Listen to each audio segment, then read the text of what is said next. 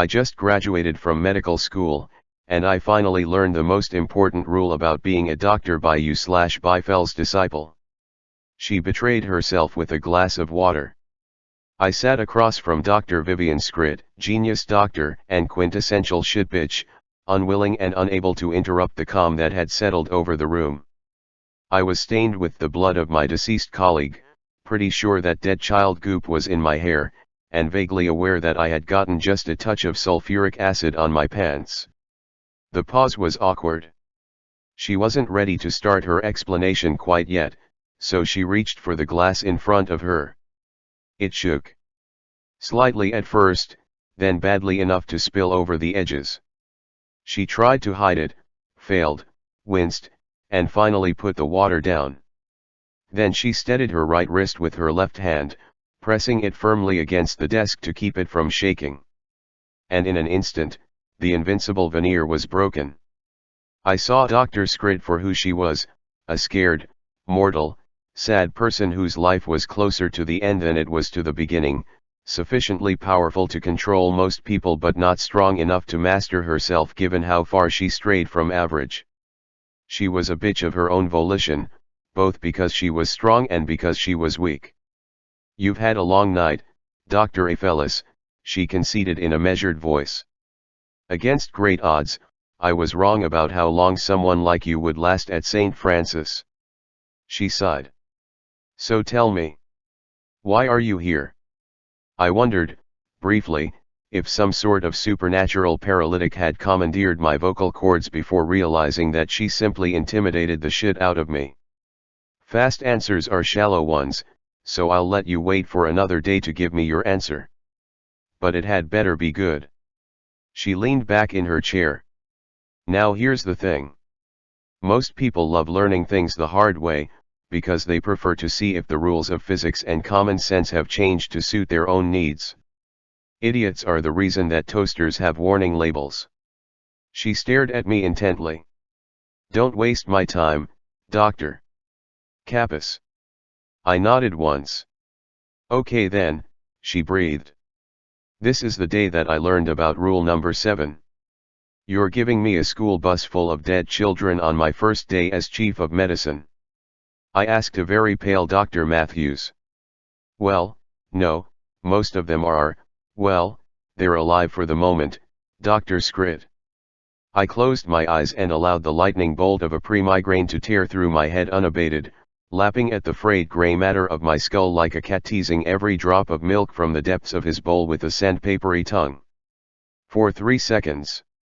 Then I breathed out calmly, accepting and embracing the lingering pain as a part of my psyche that would propel me forward. "How far out are the first ambulances?" Dr. Matthews swallowed. "They should be at St. Francis within 4 minutes. The same flood that washed out the bus has shut down the Interstate 77 bridge over the Elk River, so dash. Are you telling me that Charleston Area Medical can't take any of the kids?" Well, that's kind of exactly what I'm saying." My headache enriched. "How many surgeries are we going to need to perform?" I asked politely. He winced. "We're anticipating 12-12. That storm is terrible. Why the hell was a school bus out in the... Never mind, let's get this circus tent pitched. We're very understaffed for this shit, and don't have nearly enough pediatric surgeons on a good day." I sighed deeply and ran the numbers in my head. Looks like a couple of interns are about to experience their first solo procedures.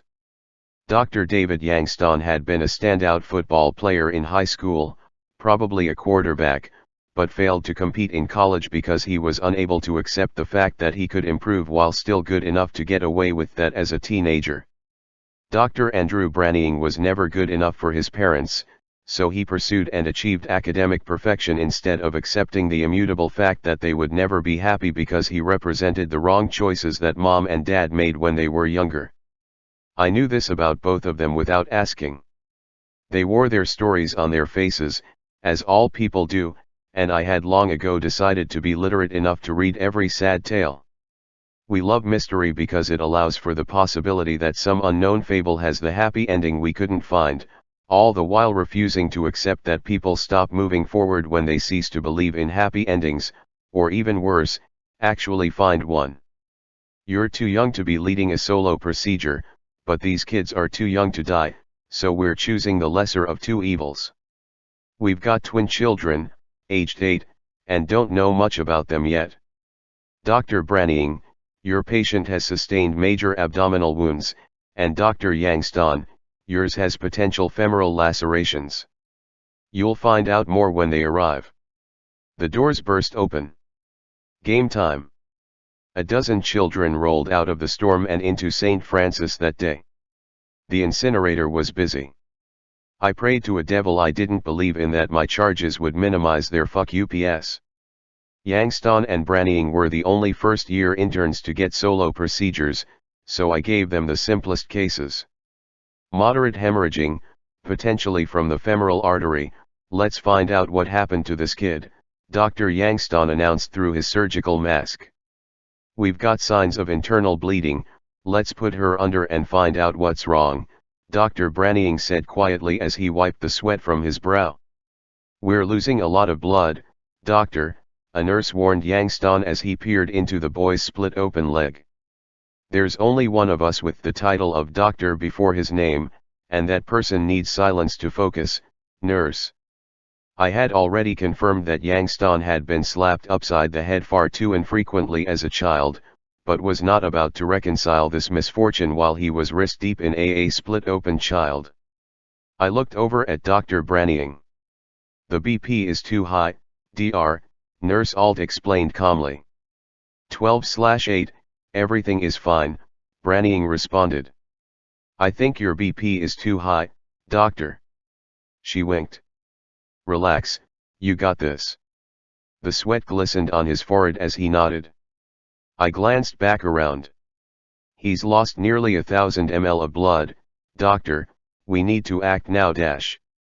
Nurse, get the hell out of my OR. This is on me, and you're a bigger distraction than you are a help. She turned and stalked off immediately, eyeing me angrily as she passed by Dr. Branning's OR. The good news is that no major organs or blood vessels are damaged. The bad news is that this piece of metal is lodged deep in her spleen, Branning noted. Remove the mesh, we need to do a splenectomy, and it has to be now. That's when Yangston's patient started coding. What the fuck is wrong with him? Blood loss is too great, Dr. I checked the blood loss, his numbers are fine. Those numbers are fine for an adult. Is this your first time working on a child? We performed the hemogram test, did you even check the results? Yangston's face turned bright red against the white surgical mask. You need to get the hell out of my OR, nurse. Your patient's coding. Now. My own heart had stopped at this point. I was plunged into complete vertigo when I heard Dr. Branning's patient coding right behind me. What happened? You cut his splenic artery, doctor, Alt responded flatly. I'm sorry, he wailed. My hands were shaking, I'm so sorry.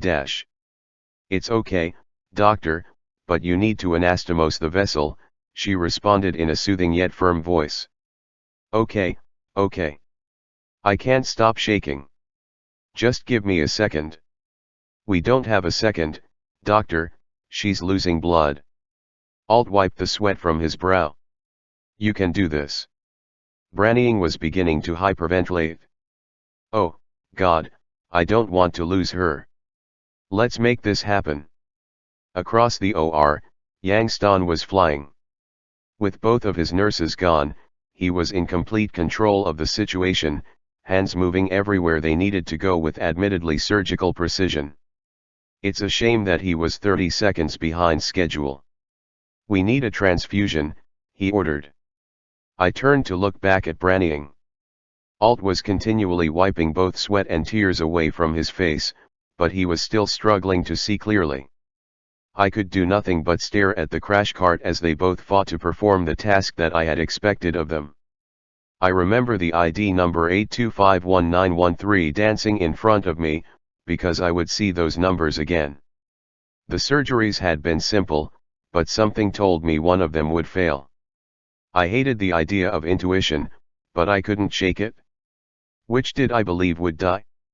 And which would I choose if I had to? Forcing an answer to those questions tells us a hell of a lot about ourselves. At any rate, intuition is bullshit. I cursed myself for believing in my emotions instead of simple reality.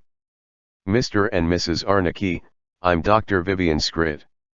We did everything we could, but your children's injuries were just too great to overcome, and we lost them both.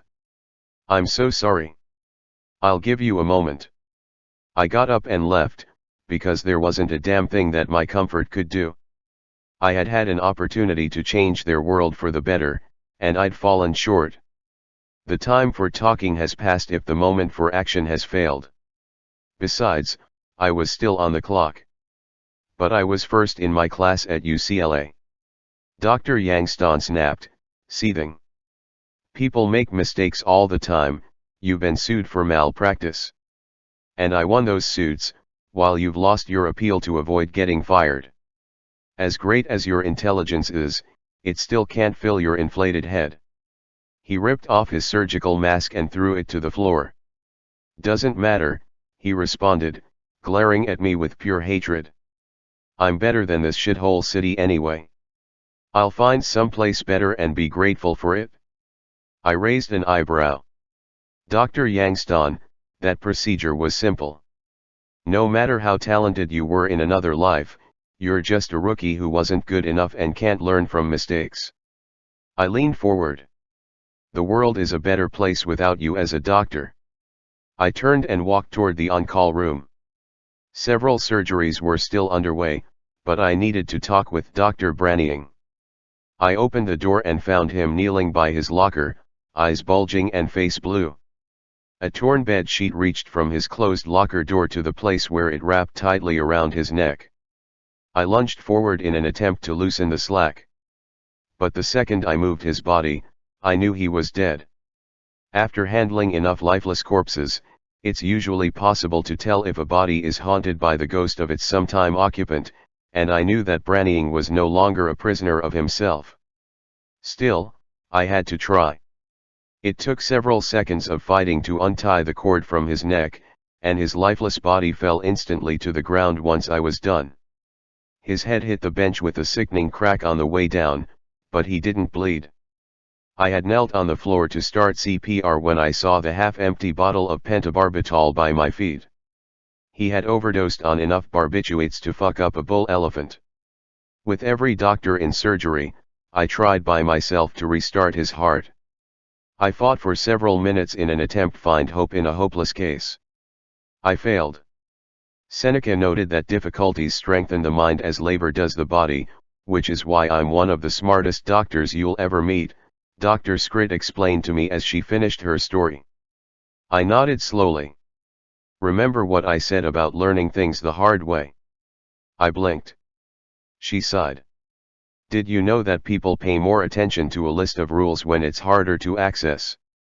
But I was never given a list dash. And you earned a lot of gray hairs making sure that you learned them anyway, she smirked. What do you say when the person who pisses you off is utterly, totally, and completely right? I was silent. Which brings us back to rule number 7, she continued, folding her hands. Dr. Yangston was the brightest young mind we had recruited in 5 years. But the gravity of his task could not keep his arrogance in check, so he couldn't live up to the potential that the world demanded of him. She raised a shaking hand to her forehead and massaged her temple. Dr. Branning could not look away from the gravity of the task in front of him, and that killed the arrogant confidence he needed to move on. So, I responded, finally finding my voice, are you telling me that I'm too arrogant, or too meek? She chuckled. Both.